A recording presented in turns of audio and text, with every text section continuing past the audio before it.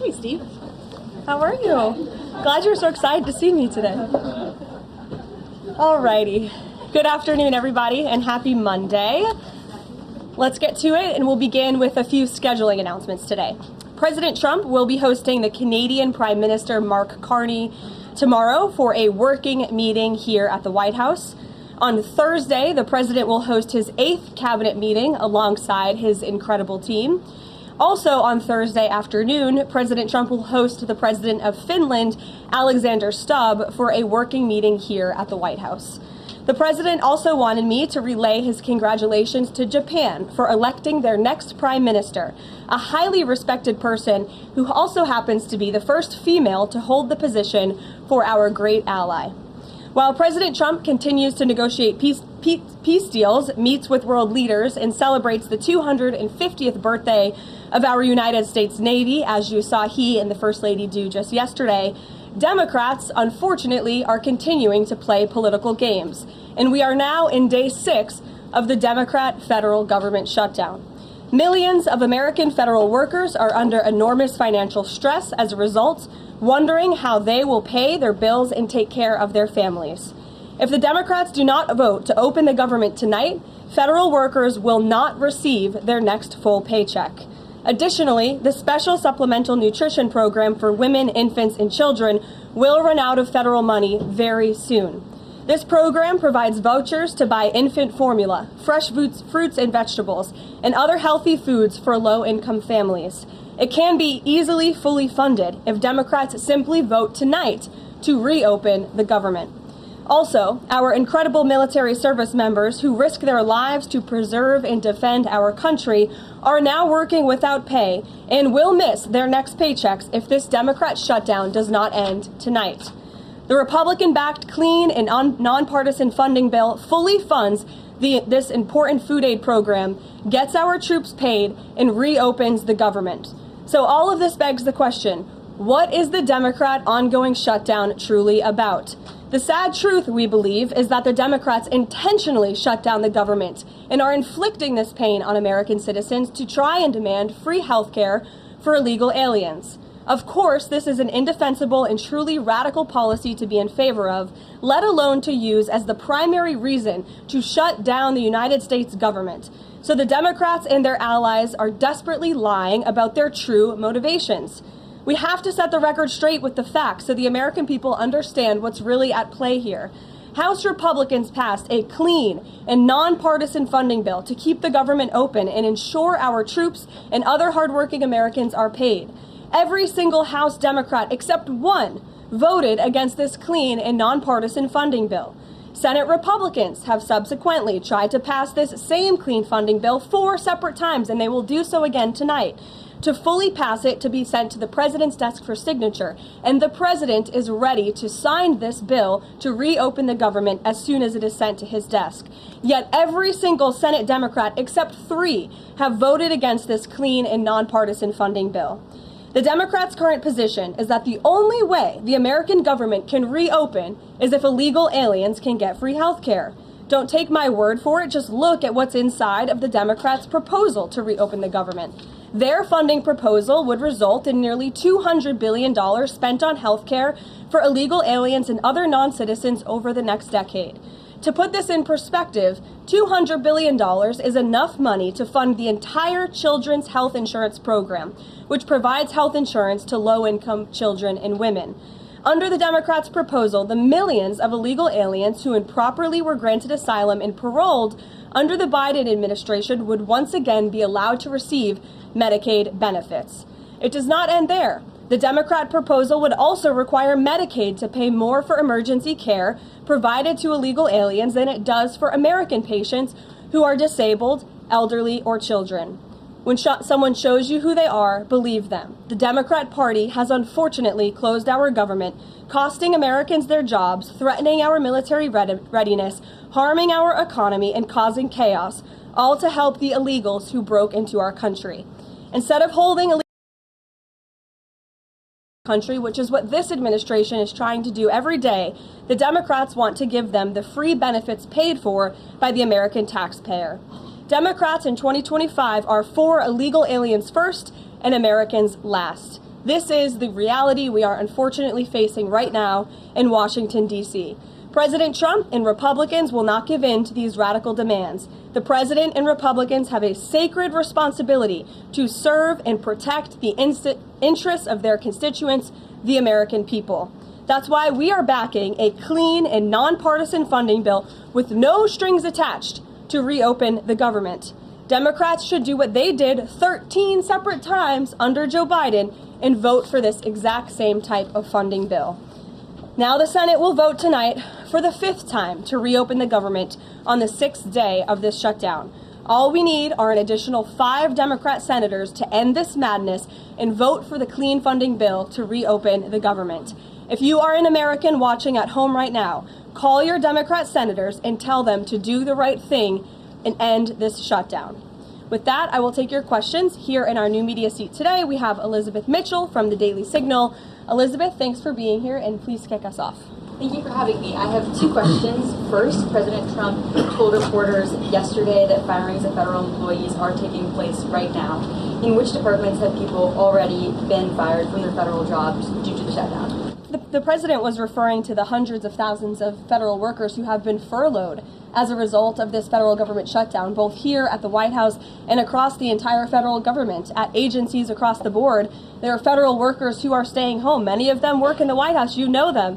Some of them sit just behind me at those desks. They are unable to show up to work right now because the Democrats chose to shut the government down. And so we're already, unfortunately, seeing the consequence of this. And then, of course, the Office of Management and Budget is continuing to work with agencies on who, unfortunately, is going to have to be laid off if this shutdown continues. And Secretary Robert F. Kennedy Jr. said the FDA was required by federal law to approve the new abortion pill last week. Is the administration considering steps to undo this in light of requests from pro-life Congress members and organizations? I think Secretary Kennedy and the Department of Health and Human Services, as I addressed in the briefing last week, were following the law, and we will continue to do so. As I said last week as well, it's not an endorsement of this drug by any means. It's just a law that they were following. Jennifer. We heard you say that you want people to call their Democratic senators. Is the president calling Democratic senators himself? Can you say what he's doing today to resolve the shutdown? Yep, I was just in the Oval Office. He was on the phone with Speaker Johnson. He's also spoken with the Senate Majority Leader, who are in touch with, of course, moderate Democrats and Democrats across the board, who we understand hopefully want to do the right thing by their constituents to reopen the government. So the president is being kept very well apprised of the ongoing shutdown on Capitol Hill. And of course, his position is very clear. There's nothing to negotiate, just reopen the government, and then we can talk about all the important issues facing our country. So he hasn't called specific members of Congress? Not to my knowledge, no.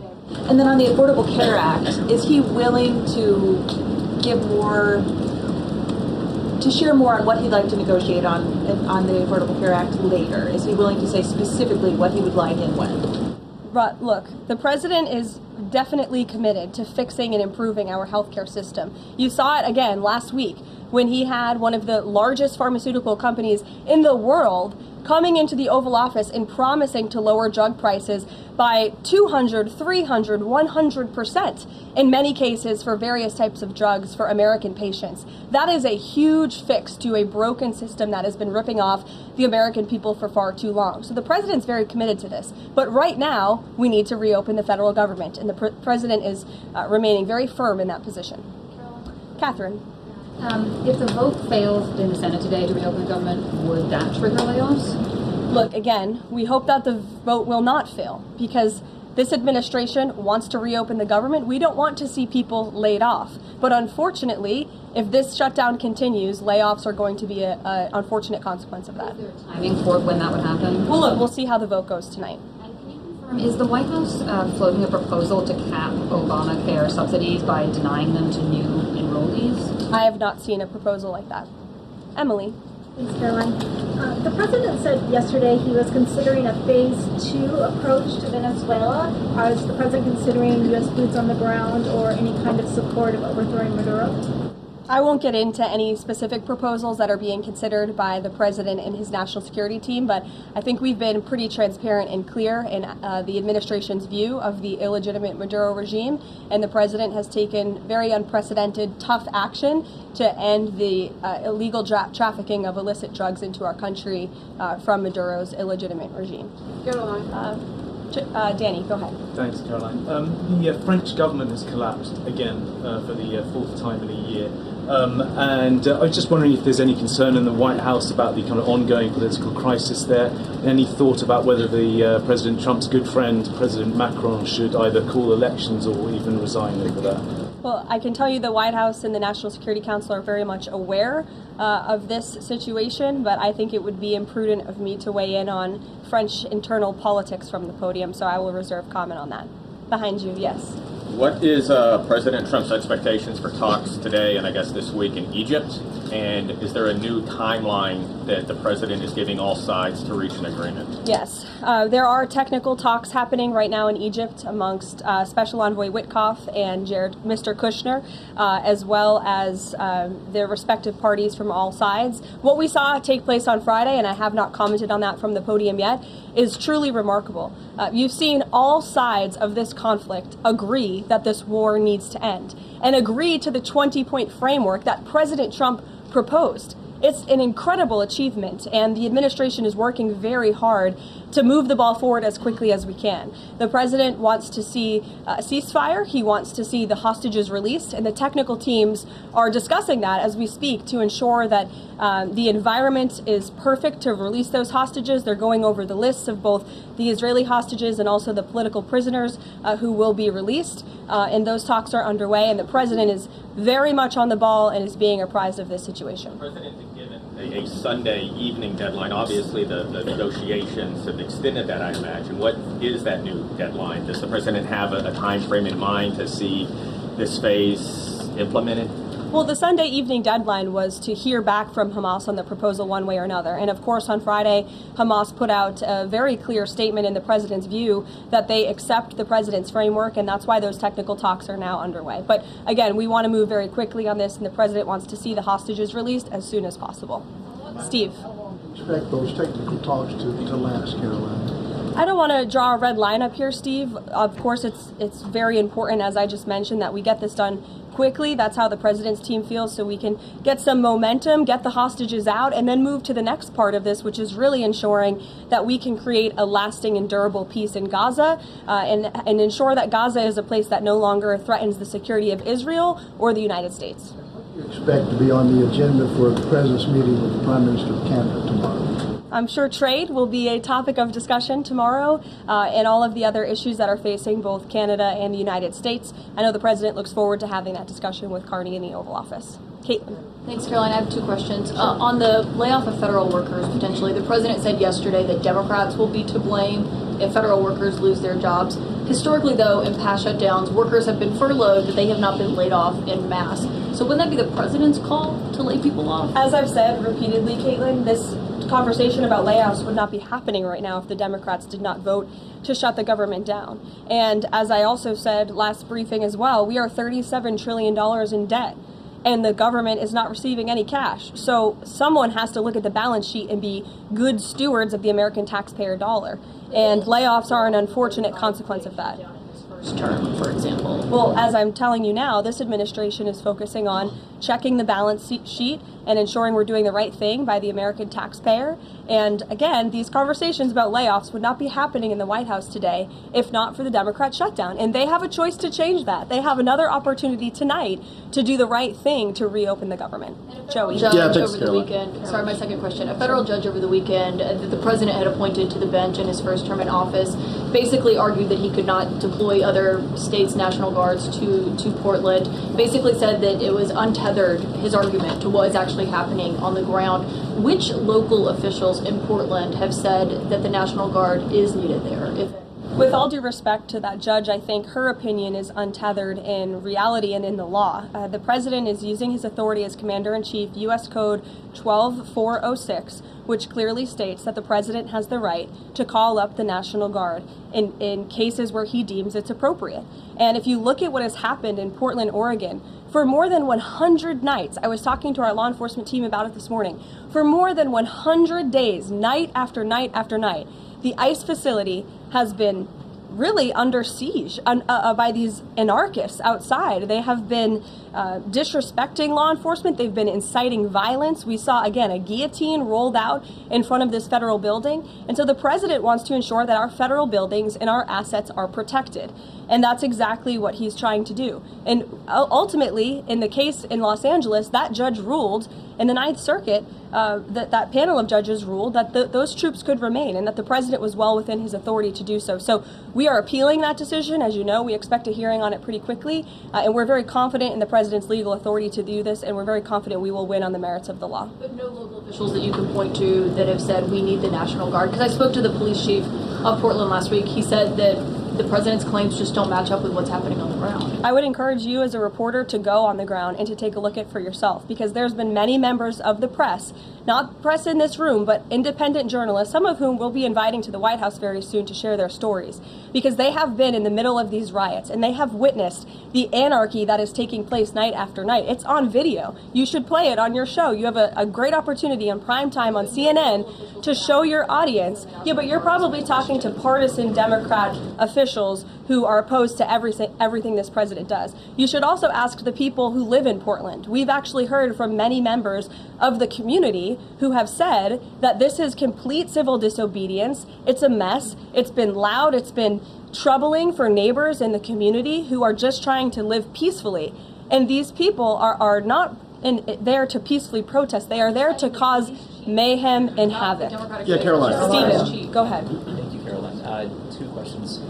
First, do you have a reaction to reports that thousands of Cuban troops are deployed alongside Russia fighting in Ukraine? And on a very different matter, the president last week floated in an interview with our colleague Daniel from One America a rebate for tariffs of up to $2,000 per person. Is that plan contingent on the Supreme Court's upcoming ruling on the legality of the tariffs? And is the White House preparing for legislation to make that happen? Sure. On the first point, I have not seen that report, Stephen, but I'll check in with our national security team after this and we'll get you an update. To your second point about the tariff rebates, I think it's an idea that the president has discussed and floated with his team of advisors, but no decision has been firmly made at this point in time. Why don't we go to the back? Owen. Good afternoon. Good afternoon. A few days ago, President Trump demanded Jay Jones of Virginia get out of the race for condoning political violence in a text message against a Republican politician a few years ago. He hasn't left the race. He hasn't dropped out. What's the president's reaction? Well, as you know, I'm not at liberty to discuss political races from the podium. I think the president himself made his position very clear, and I think anyone could agree the messages that were sent by this Democrat nominee for Attorney General in Virginia are really shocking, alarming, and completely unacceptable. He was threatening to kill his opponent and his opponent's children, and that type of rhetoric has zero place in our country, and the president was absolutely right to condemn that. One more, please. Sure, go ahead.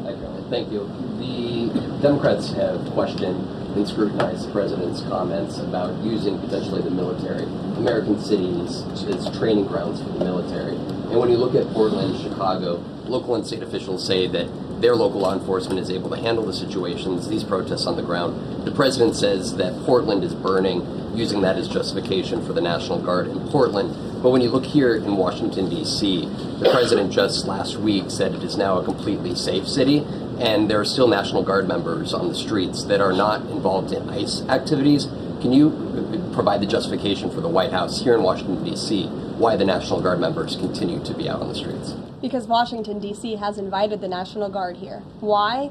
Because the mayor is doing the right thing, unlike mayors in other cities like Portland, as Caitlin and others have pointed out, who refuse to see that there are positive results from when local law enforcement works with federal law enforcement to do the right thing on behalf of their citizens. And Washington, D.C. is no doubt a safer city right now, today, than it was a few months ago when President Trump started this initiative to make D.C. safe again. And the National Guard is still here because the president and the mayor agree that it's a good thing for the city. Just like you're seeing in Memphis, for instance. We'll have National Guard deployed to Memphis. We have federal agents who are on the ground working with state and local law enforcement. The state police in Tennessee are part of this effort. The local metropolitan police in Memphis are part of this effort.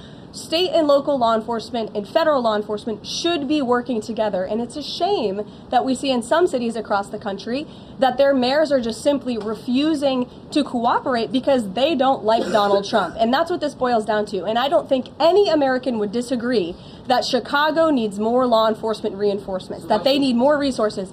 Look at this headline from over the weekend. At least 30 people shot during the weekend in Democrat-run Chicago. 5 of them were killed in one weekend. This is completely unacceptable, and the president wants to make American cities safer, and he's willing to work with anyone to do it. If the courts allow you to ultimately send in the National Guard into Chicago and Portland, do Democrats not have reason to be concerned that there are long-term plans by this administration to keep U.S. military or the National Guard in American cities, like what we're seeing here in Washington? Why should they be concerned about the federal government offering help to make their cities a safer place? They should be concerned about this. They should be concerned about the fact that people in their cities right now are being gunned down every single night. And the president, all he's trying to do is fix it. And there has been a complete smear campaign by the Democrats and the media, quite frankly. I was reading Political Playbook this morning, one of the most inside the Beltway newsletters you can find. And you guys are framing this like the president wants to take over the American cities with the military. The president wants to help these local leaders who have been completely ineffective in securing their own cities. And we have already seen there's a positive formula for that. Look at Washington, D.C. The murder rate has declined significantly. Our streets are safer. People who live here feel safer. All of you in this room, I know you do. You just won't admit it. And it's a proven system that works, and the president wants to make America's cities safe again. And I don't think there's anything wrong with that. Michael. Thank you, Karoline. 2 questions, if I may. Because the mayor wants them. Michael. These talks in Egypt, if Hamas does agree to relinquish power and give it up, cede power to this transitional technocratic government, if that does happen, would the Trump administration then recognize a Palestinian state? Look, I don't want to get ahead of the technical talks right now, Michael. They're extremely sensitive. They're taking place, again, as we speak, and there's a lot of, there's many things to discuss, of course. This is, hopefully, we expect and we hope going to be one of the greatest peace deals this world has ever seen. And the Trump administration is working diligently and working very hard to get there. And as I said, Friday, all terms agreed. We have the Arab countries who are working with us. Of course, Israel has been incredible in cooperating with the president's plan and agreeing to it. And we're very hopeful, and we expect that to continue. You tweeted about this over the weekend. Thank you. I was going to you in the blue shirt and tie. Thank you, Caroline. You're welcome. The Daily Mail. Today, the Supreme Court declined to hear Ghislaine's Maxwell's appeal. Will Trump rule out granting her clemency? Is that something the White House is considering? It's not something I've heard discussed. And we don't comment on clemency requests that may or may not have been made, but I'm certainly not tracking that one at this point in time. Caroline. Jordan, go ahead. Thank you, Caroline. So we're talking about these radical groups in Portland and Chicago. I know the president has spoken about potentially going after George Soros with RICO charges and for funding all of this violence. Has there been any update on that? And also, is the administration looking into the other nonprofits, maybe taking away their 501c3 status for funding this violence? And one more question. Sure. The financial backing of these groups, particularly Antifa, is certainly something the administration is looking into aggressively. And the federal government has never really been mobilized or tasked with doing that. So we're kind of kickstarting that into gear. The FBI is working on it alongside the White House's Homeland Security Task Force. We have our intelligence community looking into this as well. And even the Secretary of Treasury is involved with these matters since they are financial in nature. And we will continue to get to the bottom of who is funding these organizations in this organized anarchy against our country and our government. It's a question the American people have been begging the answer for many years, and we're committed to uncovering it. And when we do, I'm sure you'll be one of the first people to know. Separately, Caroline. Thank you. So Gaza, under the president's plan, is going to be governed by a transitional governance of a technocratic, apolitical Palestinian committee made up of qualified Palestinians and international experts. Now, given how radicalized the Palestinian population is in Gaza and in the West Bank, can you offer some insight or guidance into who are some of these Palestinians that are going to be considered for leadership roles in Gaza and where you're going to be finding them? And do you have any names? We're not quite there yet, Jonathan. The president believes peace is possible in Gaza, and that's why he presented this detailed and comprehensive plan. The first step of that is securing a ceasefire and releasing the hostages, and then those conversations about ensuring a durable and lasting peace can continue. But what do you need to have peace in a region like Gaza that's been war-torn for far too long? You need security guarantees and you need good governance. And so those will be two of the priorities that this administration is focused on. If I may, the president has said he wants the government to reopen this week in a deal. What's going to happen by the end of the week if there's no deal? What's the White House prepared to do? With no deal with what? To reopen the government.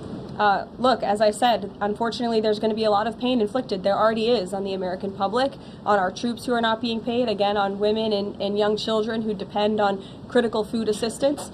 We hate to see this. And in fact, the Office of Management and Budget is trying to do everything they can to find funds to get out the door for these vulnerable populations in our country. Again, we shouldn't be having to do that. The Democrats have a chance to change course tonight. I believe the vote's taking place at 6:30, and we urge Democrat senators to vote to reopen the government and to do the right thing. Thanks, guys.